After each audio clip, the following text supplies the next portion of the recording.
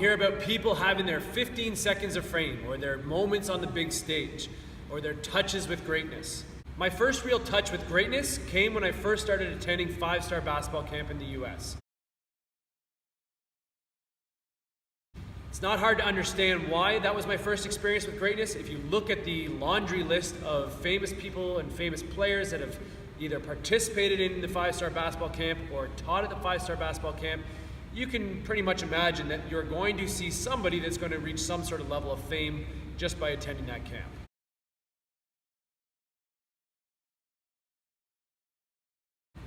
So I was excited the first time I went to 5-star, which was the summer between my grade 9 and grade 10, or my freshman and my sophomore years of high school, because the list of people that had played at 5-star was so long and so star-studded. I knew I was going to run into somebody that was going to be famous or already was famous. You better start dreaming right now. You better throw away your limits. You better stop letting people tell you you're limited.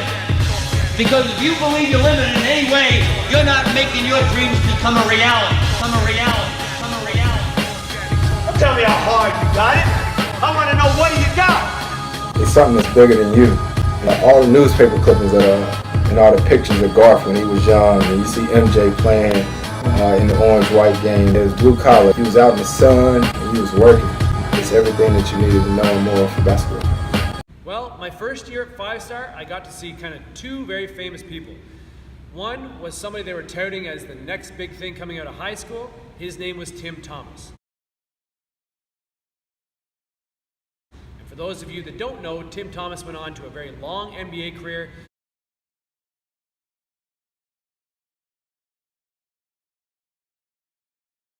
He was a very good NBA basketball player, but coming out of high school, he was dominant. And so he was well known in high school basketball circles at the time. The other player that I got to see that year at 5-star was a guy who since then had changed his name. His name was Shamgod Wells, and then he changed his name to God Shamgod. And he's known really well for the move that everyone has just termed the Shamgod. So being at 5-star, I didn't just get to see these guys, I actually got to play with or against these guys. So my first experience playing against Tim Thomas was in a no-dribble tournament. So at the end of each day, they had skills competitions or team competitions, and at the end of one of the days was a no-dribble tournament. So the team that we were placed on for the week, we got to play other teams in a tournament of champions to see who was the best team at this no-dribble game, which essentially is just you play basketball, but you're not allowed to dribble. And that was an experience because we all knew who we were facing. It was Tim Thomas, projected All-American. He was just one of those guys that everybody was kind of watching as they played all week to see, what he was actually capable of. We actually beat Tim Thomas in that no-dribble tournament. No, that's not going to count for anything in the record books, but that was my first sort of experience with playing somebody of that kind of fame and that kind of perceived value.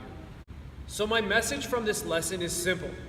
Don't fear competition based on name recognition. Seek it, find it, use it as a measuring stick, and then catapult over it. All right, I hope you found that 60-second lesson helpful and can use it to improve your game. If you did, hit that like and subscribe button down there, and visit mybasketballteacher.com to become a student of the game.